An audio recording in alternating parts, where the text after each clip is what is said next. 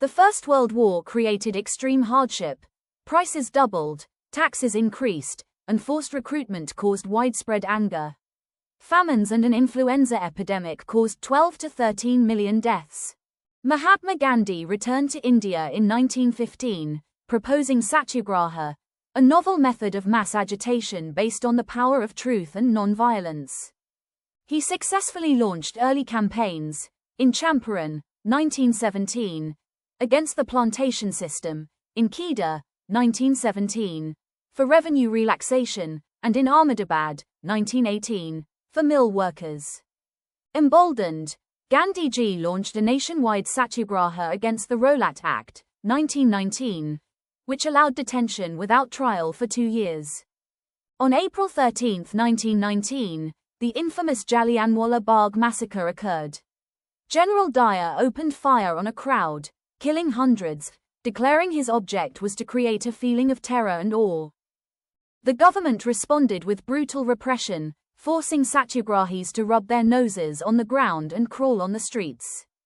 Gandhiji took up the Khilafat issue, defending the Ottoman Caliph's temporal power. He saw it as a chance to unite Hindus and Muslims for Swaraj. The Non-Cooperation Movement, NCM, began in January 1921. Foreign goods were boycotted, and cloth imports halved in value. Indian mill production surged, but the movement slowed down because khadi was often too expensive, and Indian alternatives to British institutions were slow to emerge. In the countryside, peasants led by Baba Ramchandra rebelled against high rents and bagar.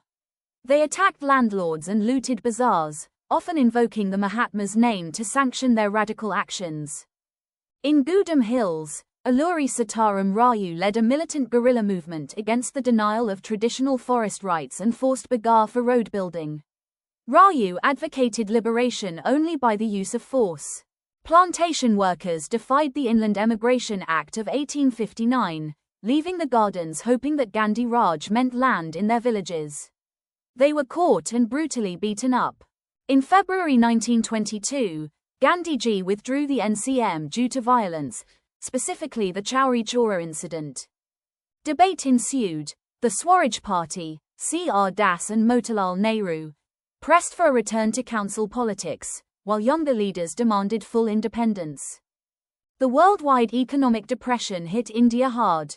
Agricultural prices collapsed after 1930, making it impossible for peasants to sell crops and pay revenue.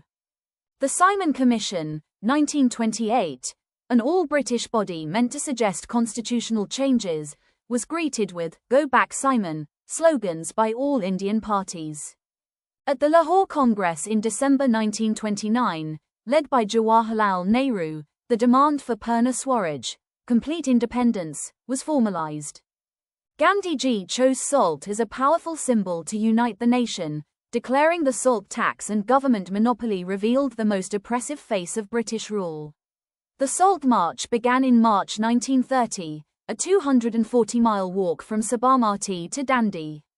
On April 6, Gandhiji ceremonially violated the law, marking the start of the Civil Disobedience Movement, CDM.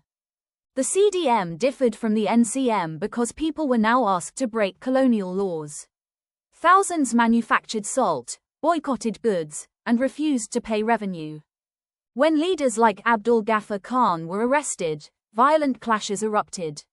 The government responded with brutal repression, arresting about 100,000 people. In March 1931, the Gandhi-Irwin Pact called off the movement for the Round Table Conference. When negotiations broke down, the CDM was relaunched in 1932 but lost momentum by 1934. Rich peasants saw Swaraj as a fight against high revenues. Poor peasants sought the remission of unpaid rent, but the Congress was unwilling to support no rent campaigns for fear of upsetting rich peasants. Business classes, like G.D. Birla, supported the CDM to remove colonial restrictions, but their enthusiasm faded due to the failure of the Round Table Conference and fear of socialism. Dalits led by Dr. B.R. Ambedkar demanded separate electorates. The Pune Pact, 1932, gave Dalits reserved seats in councils, but they were voted in by the general electorate. Muslim political organizations were lukewarm, alienated by the Congress's association with openly Hindu groups. Muhammad Ali Jinnah offered to give up separate electorates if Muslims were guaranteed reserved seats. Nationalism captured imagination through culture. Bharat Mata became the image of the nation. The flag with the spinning wheel became a symbol of defiance.